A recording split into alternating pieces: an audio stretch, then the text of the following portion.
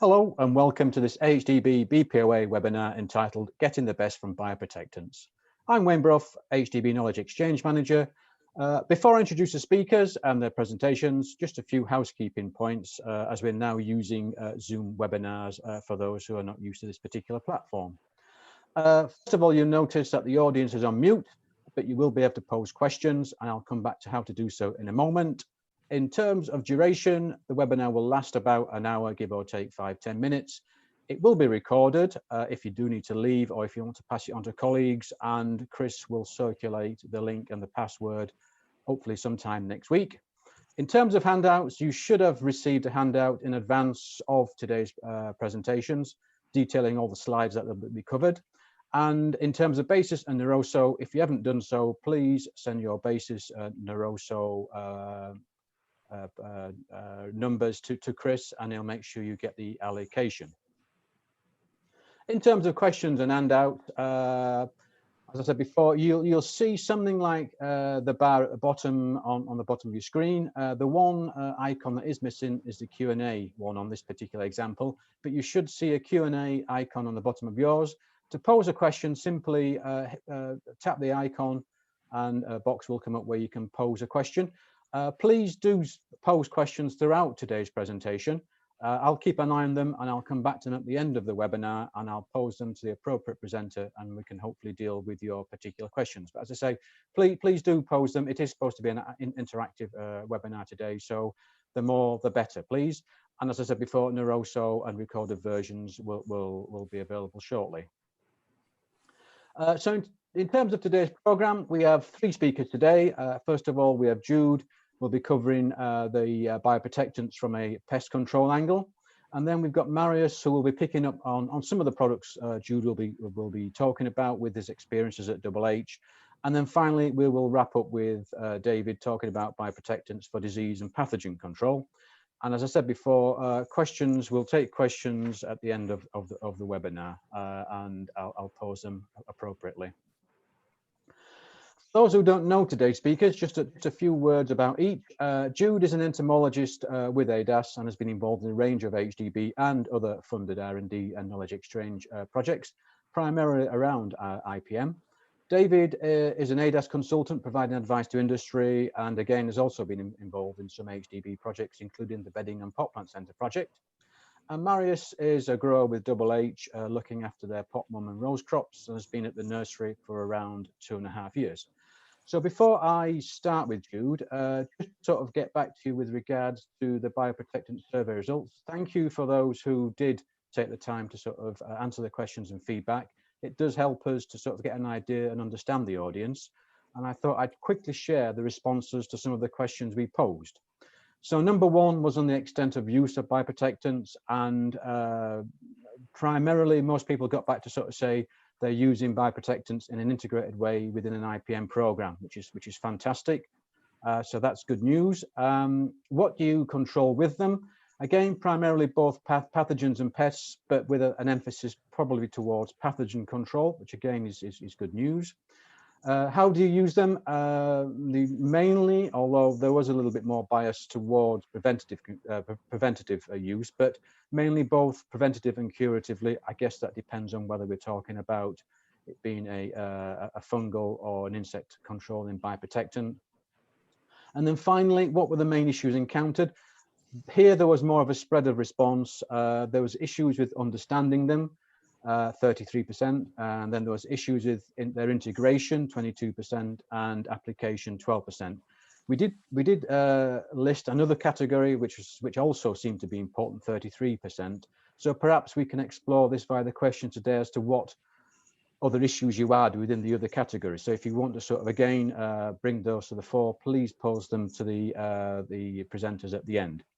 With that, I'll draw the introduction to a close, and I'll now pass over to Jude to commence today's technical presentation, looking at the use of bioprotectants for insect pest control. Thank you, Jude. Over to you.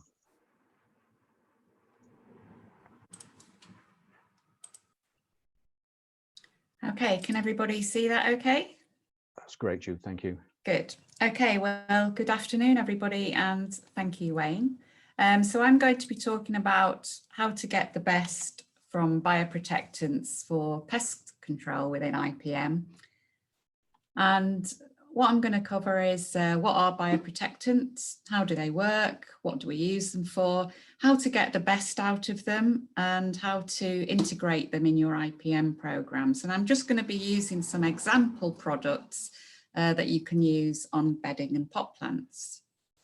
So the word bioprotectant was, it was the IBMA that came up with this. This is the International Biocontrol Manufacturers Association, which includes all the main suppliers of biological control agents and what we used to call biopesticides.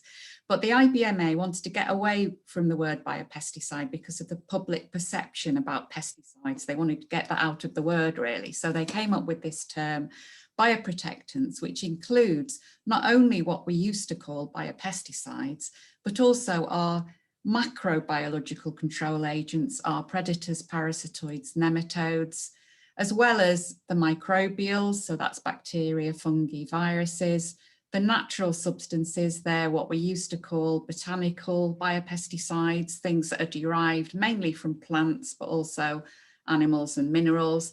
And it includes the semiochemicals, and these are usually volatile materials that are given off by plants or animals, and they're used for communication.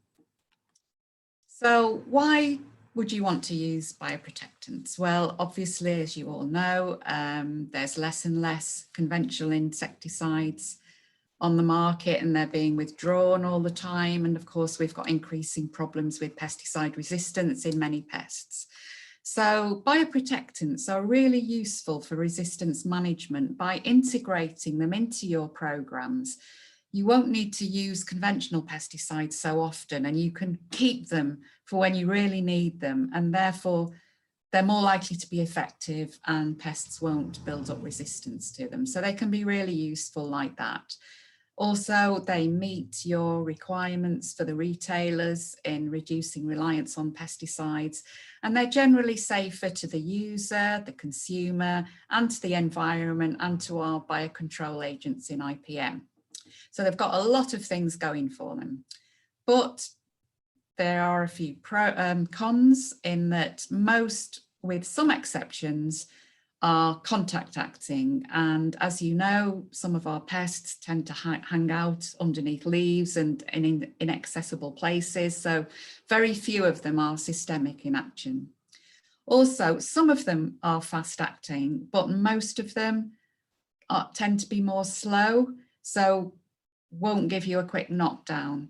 And because some of them are living things or they're derived from living things, you need to know more about their mode of action, their biology, the biology of the pest, and how they interact and how you can use them most effectively. So some example products then that you can use on bedding and pot plants. So we've got our microbials, which includes the entomopathogenic fungi, Botany Guard, Naturalis, and Mycotal. And then we've got our BT products, such as Dipole and Agree. These are both used for caterpillars. They're slightly different in their different subspecies of BT, but they work in the same way. Then we've got our natural substances, such as azotin. This is azadirachtin. And then we've got maltodextrose, which there's three products, Eradicote, Eradicote Max and Majestic. We've got fatty acids, that's Flipper. And we've got our pheromones and attractants, which come into the semiochemical category. So today, because of shortage of time, I'm just going to talk about the entomopathogenic fungi, azotin, and the maltodextrose products. So entomopathogenic fungi then, there's 3 of them approved for use in the UK on protected ornamentals. We've got 2 Beauveria bassiana products, Botany Guard and Naturalis. These are not identical products. They are different strains of the Beauveria fungus, but they act in very similar ways. Then we've got a different species of fungus, Lecanicilium muscarium, that's Mycotal. All of them are recommended on the label for whitefly control, but all of them will also give some reduction of other pests, including thrips, spider mites and aphids. And some of them say that on the label and some of them don't. So how do they work then? They're all supplied as fungal spores, and when they're mixed up with water and sprayed, they act by contact action. So you've got to hit the pest with them. The spores, when they're wet, they germinate on the insect body and they grow inside the body and kill the insect by producing toxins. And then the fungus grows on the surface of the insect. And that's, you can see these fluffy spores on this thrips here and the fungal hyphae on the whitefly. Usually infection and death occurs within, say, 3 or 4 days, but it can take a week or a bit longer even for this mycosis to happen. So what pests does Botany Guard infect? On the label, as I say, it's recommended for whitefly control, and Certis, who supply Botany Guard, recommend that for whitefly you tank mix it with Majestic, and this is because they say Botany Guard kills the scale stages of the whitefly, whereas to get the adult whitefly and the eggs by tank mixing with Majestic, you can get all those life stages. And their best practice guide, which is available online, says it will also infect spider mites, thrips and aphids. And we showed in the MOPS research back in 2016 that it will also kill Western flower thrips. And when we used it together with Majestic on pot chrysanthemum, together with the predatory mites Neosulus cucumeris, so in an IPM program, it actually improved control of thrips. So that's an example of how the different biocontrols can work together. And in the AMBER research, back in 2016, we showed that applying Botany Guard with Majestic gave as good a control of Western flower thrips on a commercial pot mum crop as the grower's usual program with nematodes. This work was done at Double H, and Mariusz from Double H will be talking shortly about their experience of using bioprotectants. Also in the MOPS research, we showed that the tank mix also reduced numbers of aphids on Hebe. That was, in this case, Aphis cassipii, the melon and cotton aphid. That work was done at Harper Adams University by Tom Pope. And the current AMBER project at Warwick University, they're testing all these fungal products against whitefly, spider mite and the peach potato aphid, Mysis persicae. So how to get the best from Botany Guard? Well, always follow the label, and as I say, there's online best practice guide available as well. I've already talked about the tank mix with Majestic. I would never rely on a fungal biopesticide on its own for controlling pests. I would always use it in an IPM program. And it is considered to be generally safe to our biocontrol agents. And always start when pest numbers are low. Don't wait until you've got a real problem on your hand before you try one of these products. It won't give you a quick knockdown. All the details about how many days apart it's to be applied, it's all on the label. There's a maximum of 5 applications per crop, 25 per glasshouse in any 1 year. It is contact acting, so you do need good coverage, and David will be going into more details about water volumes later, so I'm not going to mention that now. Because it's a living fungus, it needs high humidity to germinate and grow on the pest. So they recommend at least 70% relative humidity, not only at application, but for a further 5 or 6 hours. So ideally, I would always spray this product and other fungal products in the evening, preferably on a muggy, overcast evening, or if you've got screens, under screens. And its optimum temperature is between 20 and 30. It will work at slightly lower temperatures, but that's when it will work best. So because it's a living fungus, it's important to store it correctly as well, and never freeze it, store it in a cool, dry place. And if you've got a partly used container, always keep it tightly closed, because if it's half open and it absorbs water from the atmosphere, the spores will start to germinate in the container, so you don't want that. And also it's important to use a clean tank, particularly if you've used fungicides in the spray tank before using Botany Guard, and Certis recommend all clear, but there are other products on the market. Mix well before and during application. Botany Guard, they say spray as soon as possible after mixing. Interestingly, Naturalis L, a similar Bovaria product, they say leave it for a couple of hours to let the spores activate. So recommendations for one don't necessarily be the same for another. So always scrutinise what it says on the label and the guidelines. More on water volumes later from David. And all the details of, fine details of spray conditions are on the label.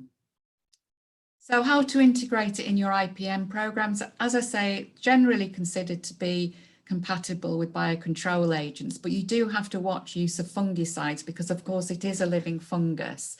So Certis, you can just ask them to send their full details of all their compatibility guidelines, but just to give you a few examples, it's compatible with Scala, but allow 1 day before or after spraying or using Serenade, and allow 4 days either side of using Amistar.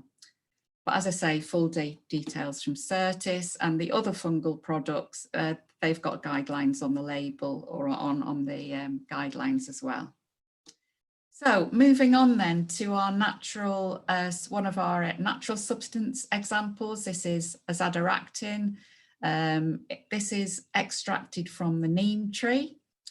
And there's one product approved for use in the UK on protected ornamentals, and that's azatin. It's recommended for control of both western flower thrips and onion thrips. And interestingly, it also has emus for control of whitefly and Tutor absoluta caterpillars on cucumber, courgette and tomato, where you can either spray it or use it in the drip irrigation. So on those particular plants, azatin has systemic activity, but it's not systemic on all host plants. So it mainly acts as a insect growth regulator. So it's directed mainly against the young stages, but it also acts as an antifeedant. It acts on ingestion. So the pest has to eat treated foliage or plant material. And in our Scepter Plus Verbena trial a couple of years ago, it was outstanding, really. It was the best product that we tested in that trial. It gave over 90% reduction of western flower thrips, adults and larvae per flower, and over 80% reduction in damage. So it really was a good product. So how to get the best of it? It's recommended to be applied 4 times at 7-day intervals in blocks of 5 separated by 42 days. So there's a maximum of 20 applications per year. More on water volumes later. And just a little bit of warning, they do warn against marking on some flowers such as cyclamen and St. Paulia. So always try it on a few first. How to integrate in IPM? Well, I just wanted to draw your attention to this because the online Certis guide warns that it's harmful to Encarsia, which many of you be using for whitefly control, and moderately harmful to Neosulus cucumeris, which many of you are using for thrips control. However, the Biobest and Copper online side effects say it's only slightly harmful to Encarsia and safe to cucumeris. So I contacted Certis and said, you know, what's going on here? And they thought that it might be that their data was on wet residues of azatin, but they also have additional data that when the spray residue is dry, it's perfectly safe to Encarsia and cucumeris. So I guess the message is, once spray deposits are dry, it's IPM compatible. And certainly, I think Mariusz is going to mention later that their experience of using azotin at Double H didn't interfere with their predatory mites for thrips control. So it should be okay. So finally, the final product I'm going to mention is Maltodextrin, and I'm a bit confused. It is a bit confusing because there are 3 Maltodextrin products approved for use in the UK. That's Eradicote, Eradicote Max and Majestic. Now, Eradicote and Majestic are actually completely identical products. They've just got different labels on the packs. They're both approved for use on all outdoor and protected crops, edible and ornamental. And on the label, it's for spider mite and whitefly control. We also showed that it gave pretty good control of western flower thrips on verbena in the same trial where azotin was very effective. So it will control thrips as well. Now, Eradicote Max is a new improved formulation that will eventually replace both Eradicote and Majestic, but it's not yet commercially available. But it is approved for use on all edible and ornamental crops, but only under permanent protection, so that's glass houses. And scientists say that it's got improved efficacy. It's better, particularly on aphids, than the old formulation, and has some other benefits like less foaming in the spray tank. We tested it last year in 2 trials in Scepter Plus, one on aphids on Hebe, and we found it gave 52% reduction on Mysis persicae, that's the peach potato aphid, but it had no control whatsoever on Aphis gossypii, the melon and cotton aphid. And that could be because that particular aphid has got a waxy coating, and contact materials like Eradicote literally just bounce off. So that could explain that really. But it was pretty good against leafhopper on sage in our herb trial. So it could give useful control of leafhoppers. So how to get the best of all these products? Once again, use as part of an IPM program. This is one of the few bioprotectants that is fast contact action. I would say Flipper is another one. Both Flipper and the Eradicote group are more effective in quick drying conditions. So probably the only products I would ever say use on a warm sunny day really, because they literally splat the pest to the leaf, they suffocate them, they block up their breathing tubes. So they're best used in those conditions. And again, good coverage is needed, and more on that later. Integration, once again, I think if you hit very delicate little biocontrol agents like these aphid parasitoids or Encarsia, you could kill some of them. But once the spray residue is dry, it's perfectly safe. So key points for best practice use of all bioprotectants for pest control then. Just like a conventional pesticide, it's about choosing the right product, not only for the pest you want to control, but also the life stages you want to control. Because most of them are contact action, you need to get to where the pest is. So you've got to apply it in the right place at the right time. And again, at the right time is very important with bioprotectants. Timing is everything, not only in pest numbers, so that's apply them at low pest numbers, but also the right time of day to get the right environmental conditions. Apply it in the best way you can. We'll be discussing this more later about water volumes and application frequency, and use it in all of them in an IPM program. So there's a lot of companies now developing smart decision support systems for all sorts of uses in your crops. And they can be really helpful in helping you manage your IPM programs. For example, pretty much all of them allow digital mapping of your monitoring data, so help you find, mark where hotspots of pests and diseases are. Maybe you want to apply a spot treatment of a bioprotectant. And those including wireless sensors, for example, monitoring leaf temperature and humidity, can be really useful for helping you know when is a good time to apply certain bioprotectants, and also for giving you a warning that environmental conditions are good for disease infection and development, for example. So they should really help you with more precise application of bioprotectants in the right place at the right time, which is so important. So I'm now going to hand you over to Mariusz to tell us about his experience of bioprotectants at Double H. Mariusz. Thank you, Jude. I hope you can hear me well. Take it as a yes. Right, yeah, so like Jude said, I would like to tell you all about our experience with azotine and other products like Botany Guard and Naturalis that Jude mentioned earlier. So at Double H, we're running a core IPM program between March, April till late of October, sometimes November, if the pest numbers are high. Significantly reducing it in the winter purely because we don't really find many problems in that period. If we would have probably run it longer. In our program, we used predatory mites like cucumeris, Maltodextrin, Swirsky, and we're supporting them with weekly applications of nematodes mixed with Botany Guard, alternated with Naturalis and foliar feed. So say 1 week we would spray Botany Guard, following week we would spray Naturalis, and if thrip numbers are low or there isn't any in a greenhouse, we would spray foliar feed before going to Botany Guard again.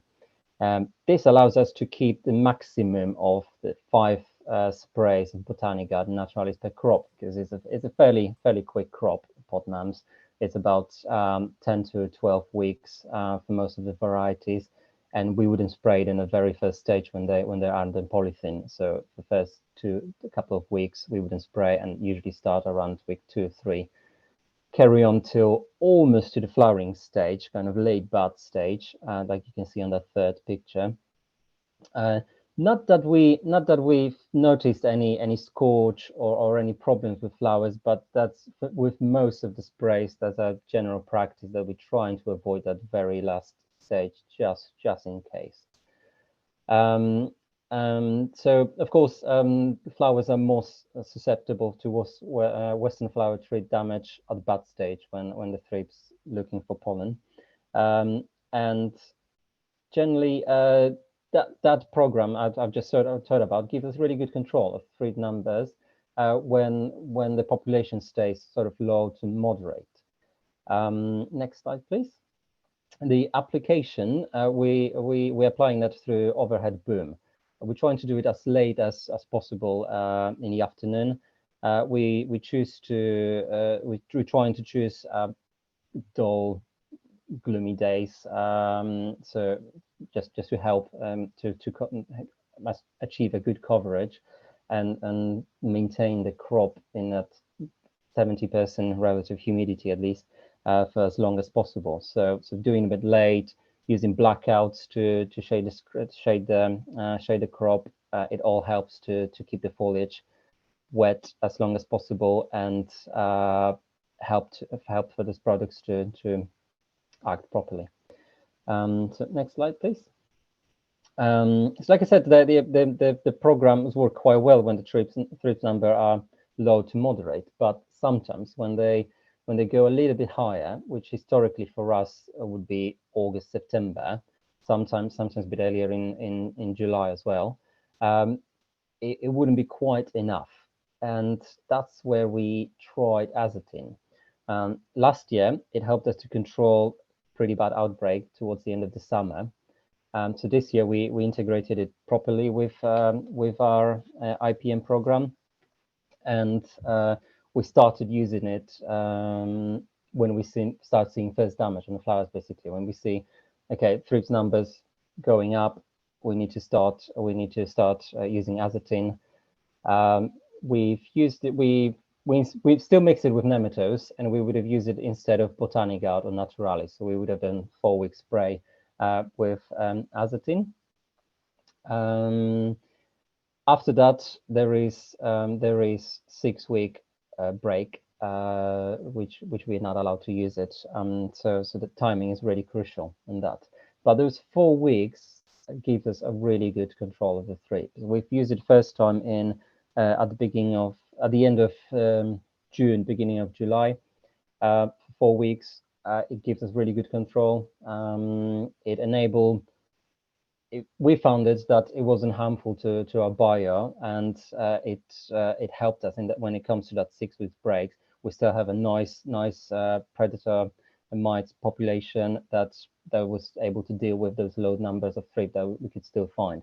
But to be fair, we were finding very little.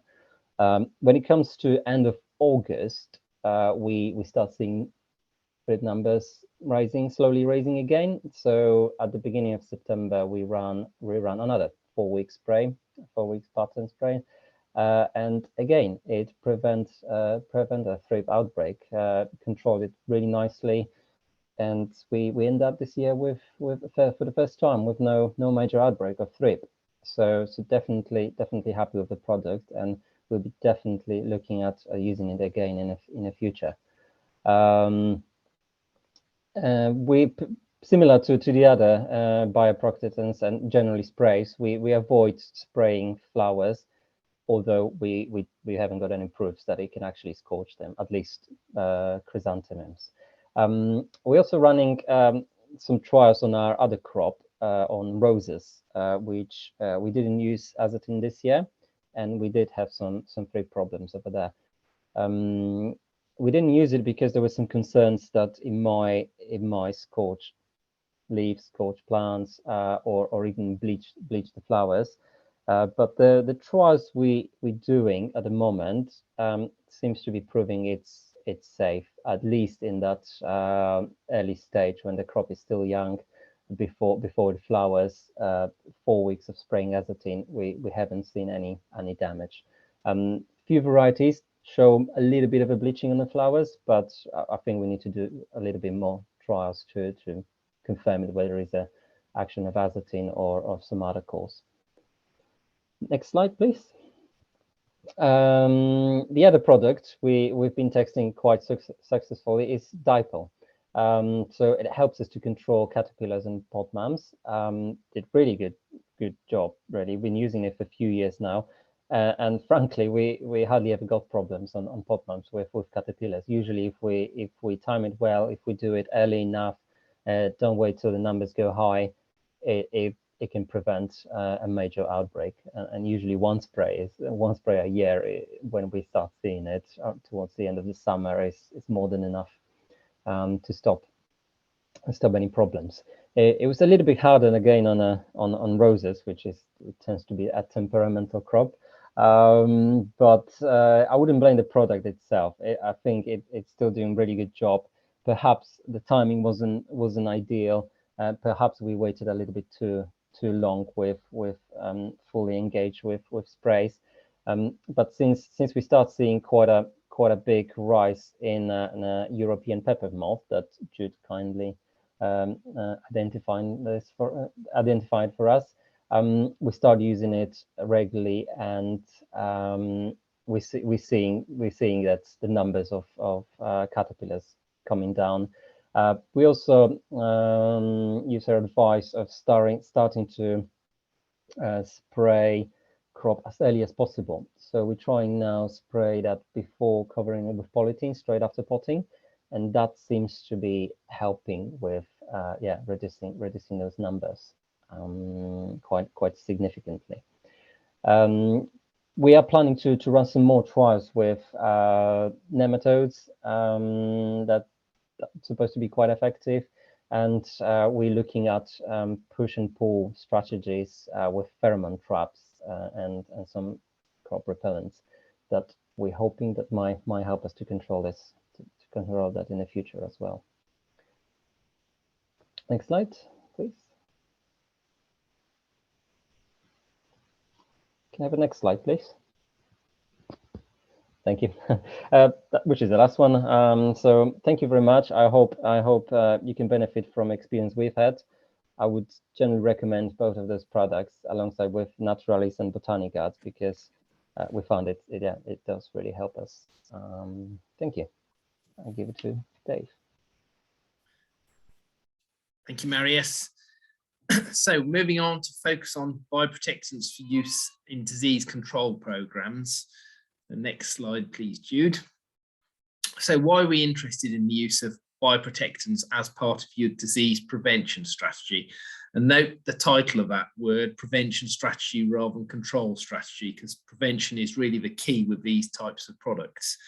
As Jude said, we got a reduction in the availability of conventional products, and the remaining products we have left, we have restrictions on the amount of times we can use them, either per crop or per year, and those restrictions are there for good reason, to prevent resistance developing.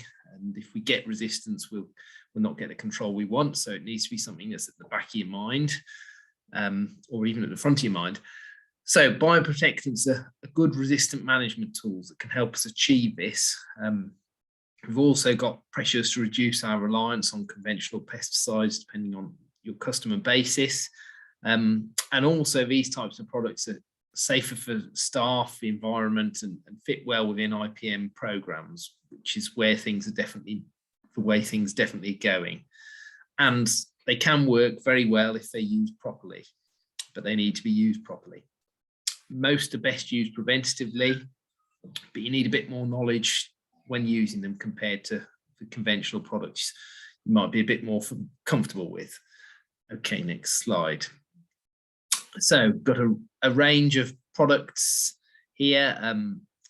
Serenade has recently had its name changed, reclassified. So it used to be Bacillus subtilis, but it's now the same fungus as in an Amylox, but a different strain. So we've got a range of microbial products here. We'll go through them in a bit more detail on the coming slides, but that's just an overview of the products we're covering today. Some for more foliar use, some for more control of root diseases, and some can be used for both, such as pre-stop. And a couple of other products, some listers that we can use. So Phytosave, a product that came to market a couple of years ago, and a product that's recently got an EAMU Romeo, which is actually a host defense inducer. So if we can move on to it, that's it.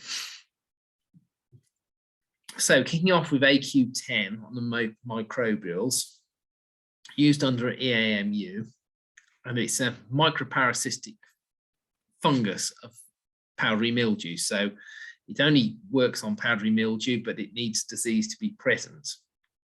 And to get the best from this product, we need the disease to be present. If there's no powdery mildew present, there's really little point in applying it. Also, a bit of information there on ideal temperature range for its growth and development. So that's something to bear in mind when applying it, and times of day you may wish to apply it. Okay, next slide, please. So this slide just really shows how quickly this fungus declines in the absence of a host to feed on. So it really demonstrates that it's best used when we've got powdery mildew within the crop, and it can colonize that, grow on it, control it, and do what it's designed to do. Okay, next slide, please. So thinking about storage and use, as a general comment, most of the bioprotectants that we're talking about should need a bit more TLC in terms of storage, and they're probably in most cases they're best stored for less time than conventional pesticides. So details on the screen, but in this case of AQ10, better at lower temperatures, so in a fridge, not so long at higher temperatures, and keeping open sachets in the fridge and using them quickly. Now, just another thing that's worth mentioning, when you are keeping open sachets of this or other products, these types of clips are a useful thing to seal them up, to keep the moisture out. Also probably worth putting them in a Tupperware type box within the fridge to keep that moisture out and give you the best chance of a product being in the best condition when you come to use it. Also thinking about application, as I said, they needed a bit more TLC in some cases, and this is one of them. So you don't want to be putting it into very cold water. So there's some guidelines there on temperature the water, and requirement to soak for half an hour before applying this product, and this is said to improve it more than the use of an adjuvant. Also worth considering water pH and giving the product what it needs, so applying it in the evening to give it the conditions and the humidity that it needs to germinate and thrive.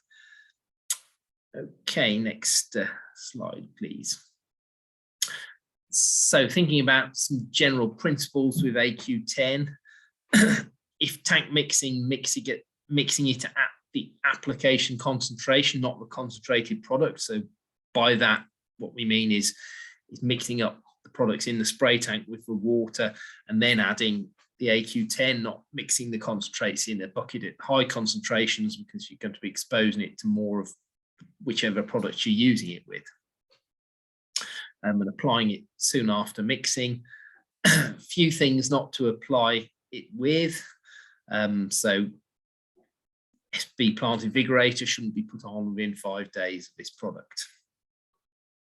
So for most of these types of products, most of the suppliers have got some useful technical notes. So these contain additional information that's not necessarily on the label. So these are well worth getting hold of, saving on the computer, printing out to read up on and help you get the best out of these types of products.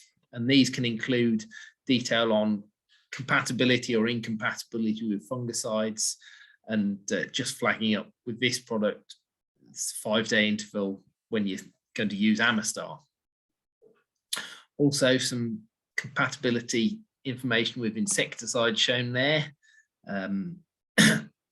There's some information on tank mixing, so some products listed there that it can be successfully tank mixed with, and others that it can't be, and fits nicely within IPM programs with no reported effects on predatory insects, mites, and importantly these days bees, because they're of concern, obviously. Okay, next slide, please, Jude.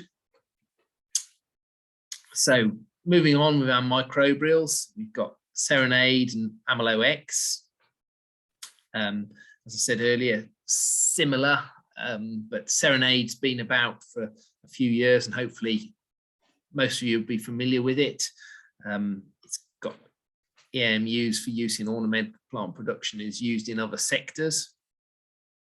So thinking about how these sorts of products work, they have antifungal compounds and compete with pathogens for space. Its key action is on botrytis, but it has a useful effect on many other diseases, and those are listed there. So it's useful in spray programs because they're some of the bioprotectants can be quite broad spectrum in their activity, as this one demonstrates. So that helps with our crop protection and keeping crops clean. Some messages to get the best from it: using it early before diseases really get going.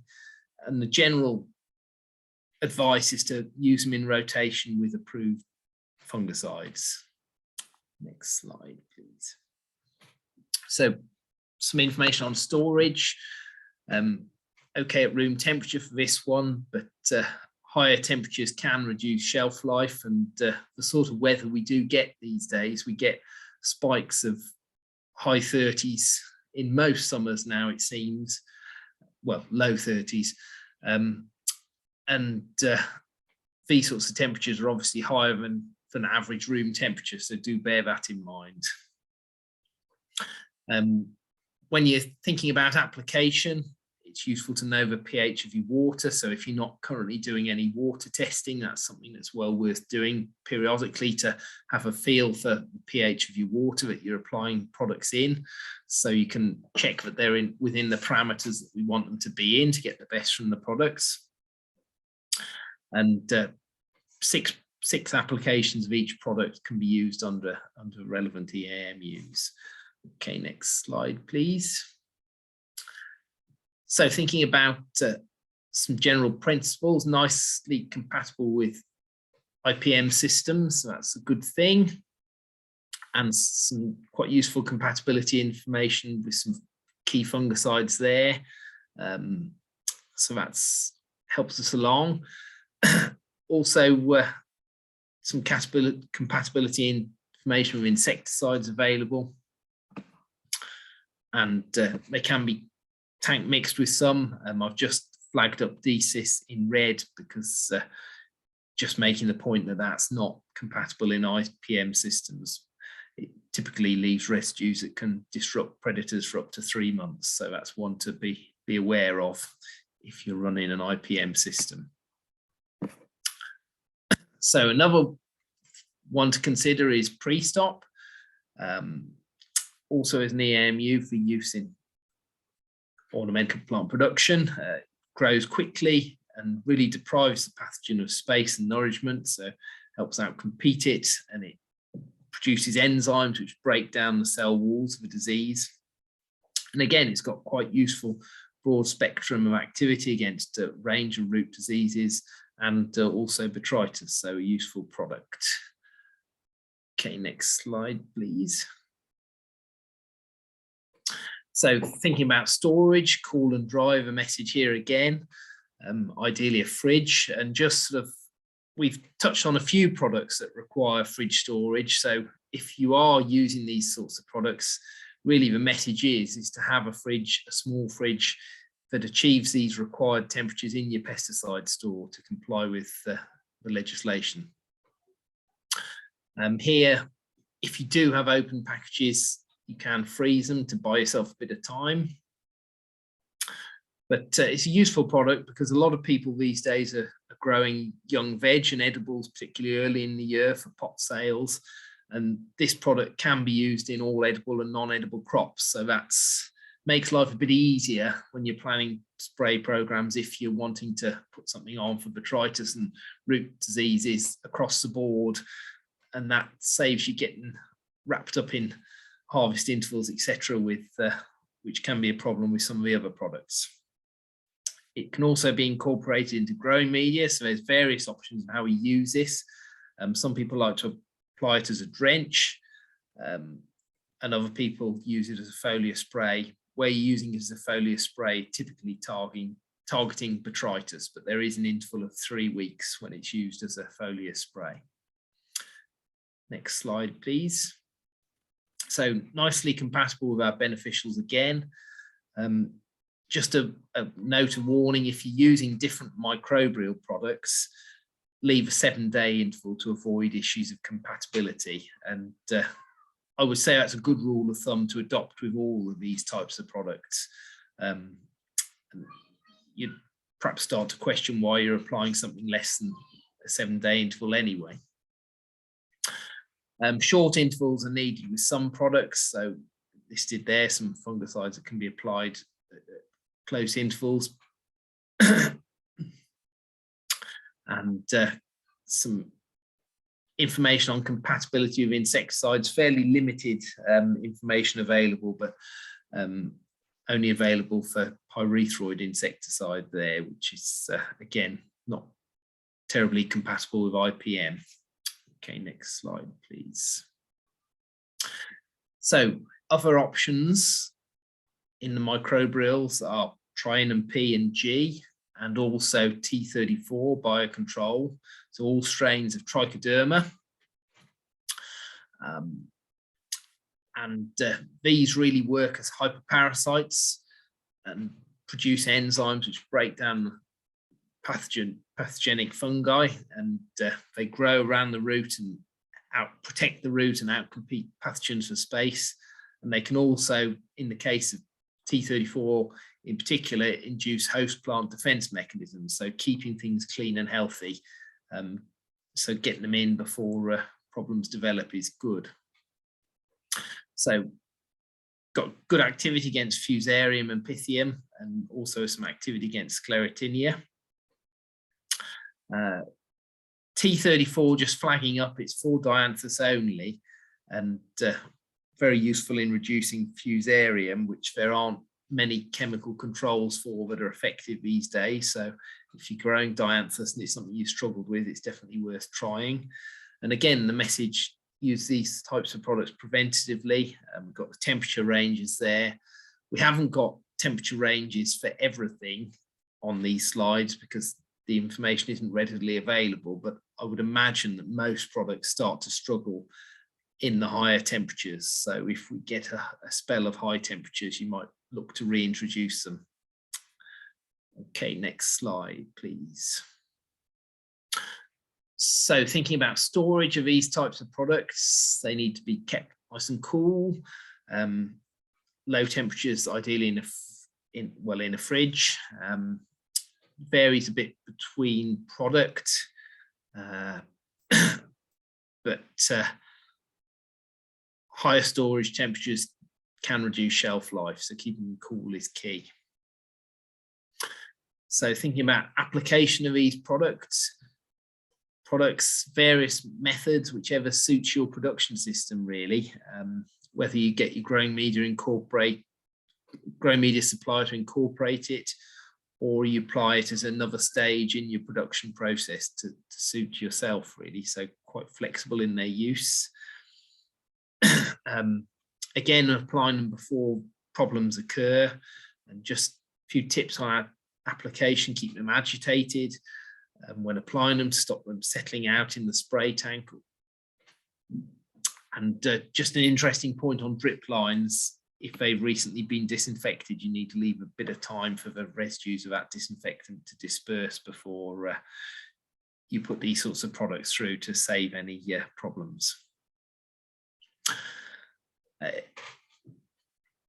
Interestingly, also pre-soaking T34 is also thought to help its establishment, so that's another tip that we can give you. Next slide, please.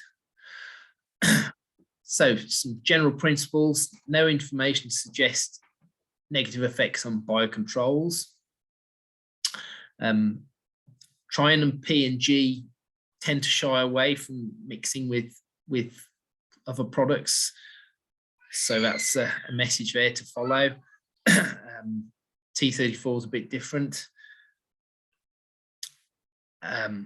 Just thinking about compatibility with fungicides, there's potential to tank mix T34 with a couple of root fungicides there, and no known compatibility issues with insecticides, and also T34 is nicely compatible with Naturalis and Botany Guard, which is useful if you're using those types of products. Next slide, please. So listers and host defense inducers, these are newer products, and although they're at the end of the presentation, they perhaps should feature at the start, because they really are products to use before problems occur. So we've got a couple of options here. We've got Phytosave and Romeo, and these stimulate plants' host defense mechanisms and have useful effects on powdery mildew, downery mildew, and Romeo also has activity on botrytis. So best used preventatively, and slightly different approach here, putting 2 or 3 applications of Phytosave on in particular in succession is said to obtain good stimulation of the plant's defenses. Bit easier to store for you if you haven't got a fridge in your spray store, and getting them on early and nicely compatible with IPM.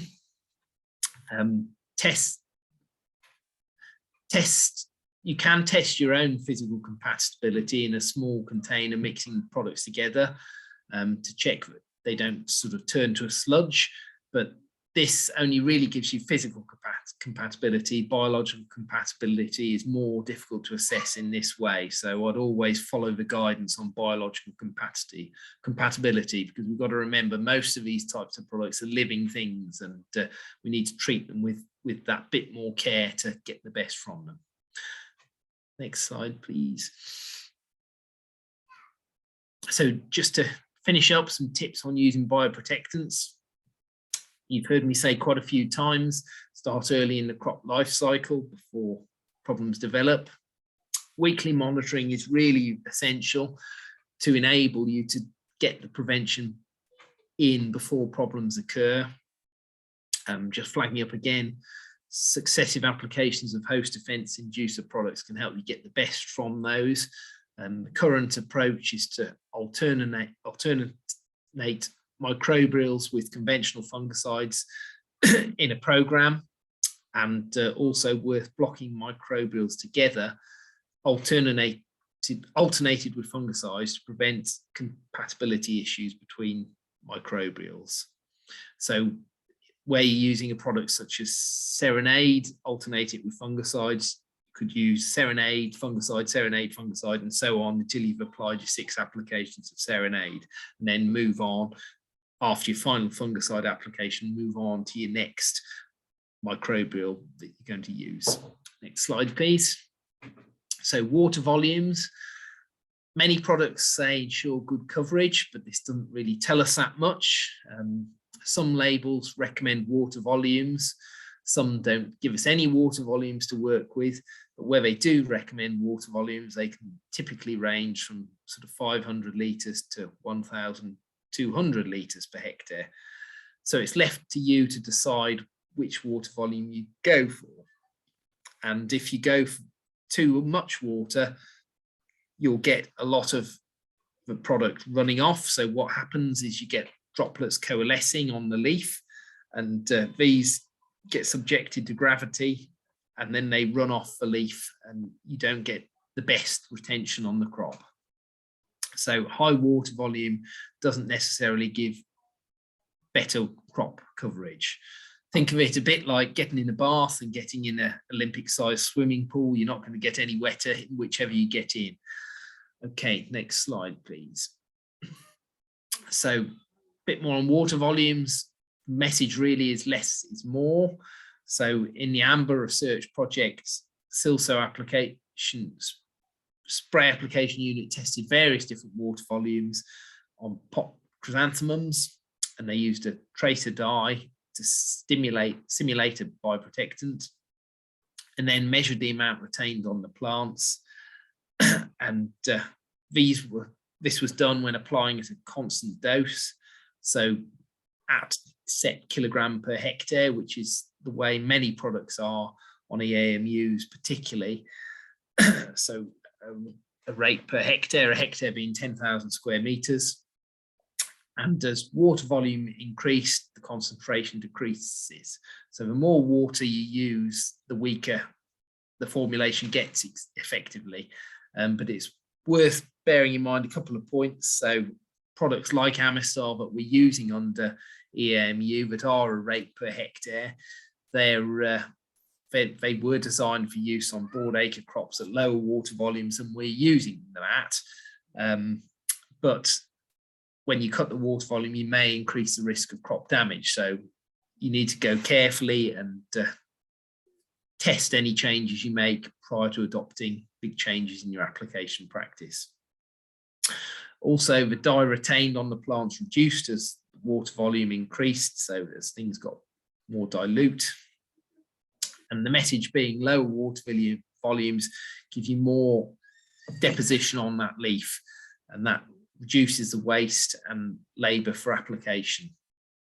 But we need to comply with the labels, and some labels state must be applied in a water volume. That's a legal requirement, where it applies a maximum concentration on the label. We must adhere to that.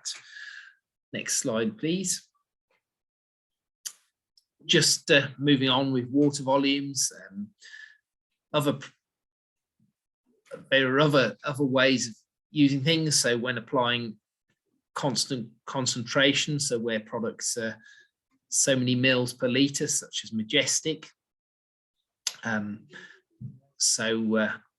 Maximum retention on pot mums was 1,000 litres per hectare, but on smaller plants, use lower water volumes to minimise your runoff and avoid your runoff, avoid rather than minimise, and get the best retention on that plant.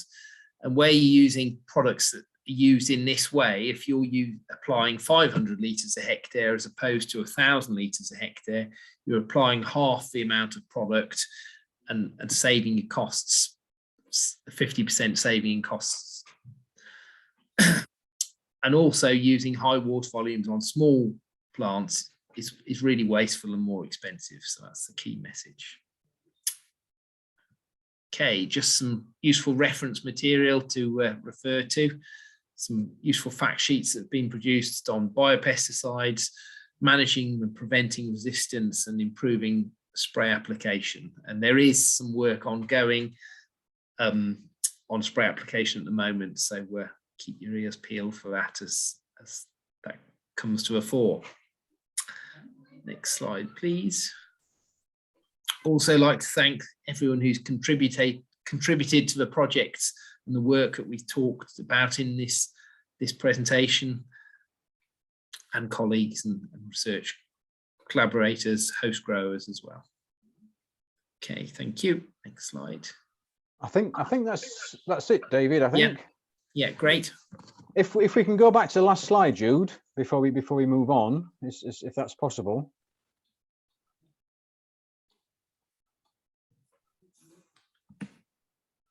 That's great. So just in case we do get asked a question where we might have to go back to a slide, I have received a few questions both before the event, today's event, and during. So I'll start with one or two general ones and then move on to some of the specific ones that have come in.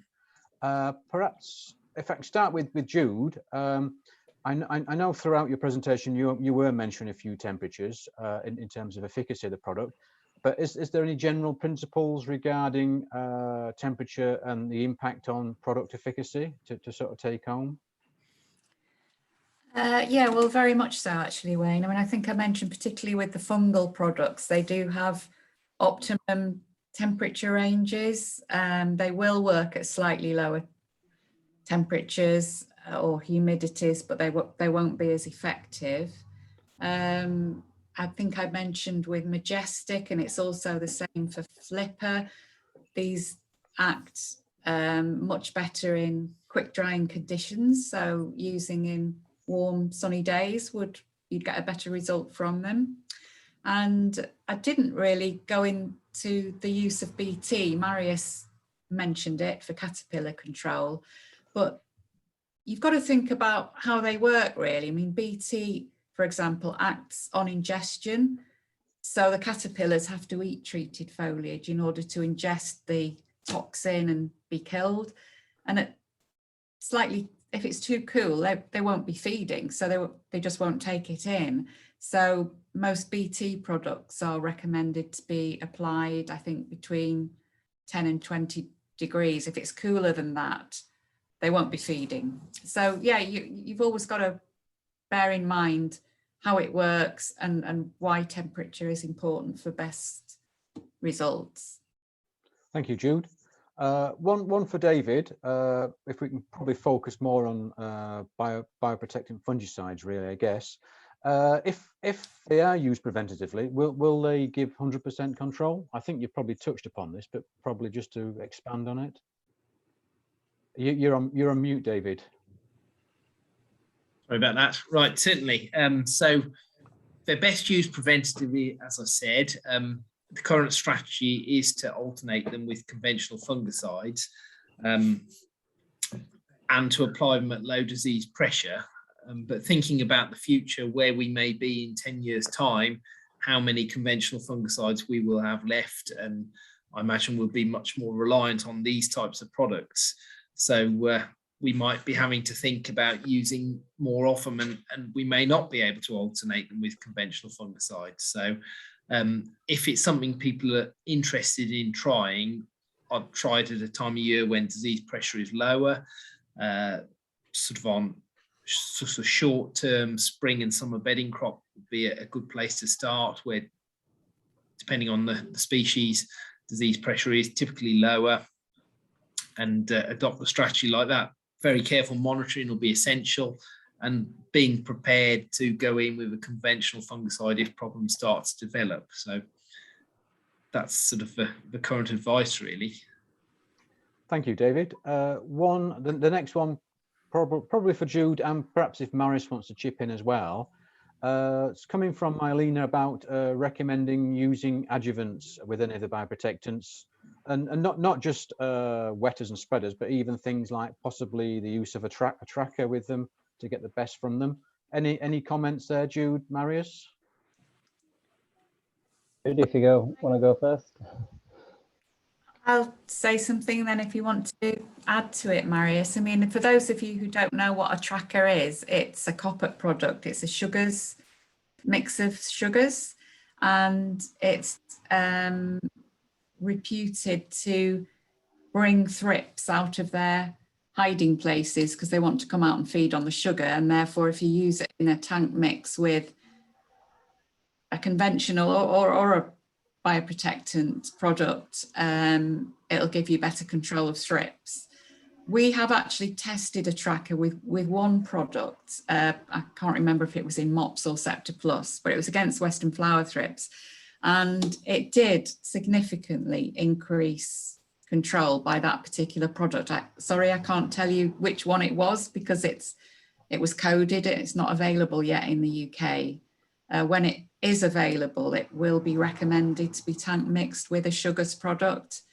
But other products, such as azotin, for example, we haven't tested a tracker with it, but it was so effective on its own. I don't think it needs an adjuvant. And a lot of products are formulated with the formulation should help. But yeah, that is one that we have had a good result with, but just for thrips control, and we haven't tested it with any others, so couldn't really comment on its effect on other products. Mariusz, have you got anything to add to that? Yeah, okay, let's just add, I should have probably mentioned that earlier, but we do add a tracker with all the sprays. So when we're spraying nematodes, when we're spraying Botany Guard, Naturalis, or azotin, we were adding a tracker. I can't tell whether azotin would have a similar effect without a tracker, but we weren't really focusing on that. But yes, we are using it to hopefully, yeah, so it was very effective. So I'm sure it doesn't hurt to use it. Thank you. A couple have come in from Robin. Back to David. You mentioned the use of trianum for fusarium control in dianthus. Is there any information, Robin's asking, for use of trianum for fusarium control in cyclamen?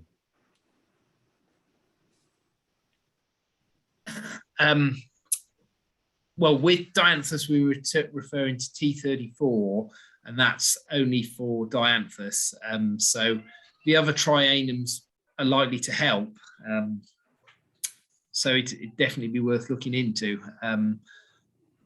It'd be worth speaking to the copper really to see what they recommend. The trouble is with fusarium, it can come with the young plants, and I have a grower that's had this issue this year, and it seems to cause more of a problem when it's hot and the plants are stressed. And if it's coming in, what I'm getting at is if it's coming in with the young plants that and you pot them into a mix containing trianum, it's not getting it in soon enough, really, if you're putting an infected plant into the growing media containing it. So it may not necessarily help if you're getting infected plants from a young plant supplier. Thank you, David. I'm conscious of the time, but I'll just do one more question, possibly more for Jude on this one. Again, coming in from Robin, is saying in the winter we use our MBAR system, which is a low volume system, to avoid wetting the foliage. Are there any bioprotectants we should avoid with this system? Well, I think you'll find that on the label of most bioprotectants, they say apply to give good coverage. So, and they also recommend water volume. So I guess using that, you might be using lower water volumes than recommended. So yeah, I'm sorry, I haven't any experience of comparing efficacy with such a system and you know, more high volume. So I can't really sort of draw on any research results to really answer that. I'm sorry. That's thank you, Jude. But at least honesty is the best policy. So thank you for that. It is now 4:10, so I will draw the webinar to a close now. But I apologise if I didn't get round to asking all of your questions. I'm sure if you still want an answer to them, please forward them to Chris, and he'll send them on to the appropriate presenter, and I'm sure we'll be able to get a response to your particular question. So just to wrap up then, just to thank Jude, Mariusz and David for today's presentations, and to the BPOA for hosting and facilitating today's webinar. So thank you very much. As I mentioned before, we have recorded today, so there will be a link available, probably with a password as well, and Chris will circulate it in due course, hopefully sometime early next week. Just to sort of say, as part of the Bedding and Pot Plant Centre, there are 2 more technical webinars to look out for in 2020, along with a range of other events. Again, as part of the Bedding and Pot Plant Centre project, these will be workshops and hopefully study tours if we can get back overseas to visit nurseries further afield. So thank you for joining us today for the webinar, and I wish you luck for the remainder of the season, and good luck for your endeavours in 2022. Thank you very much.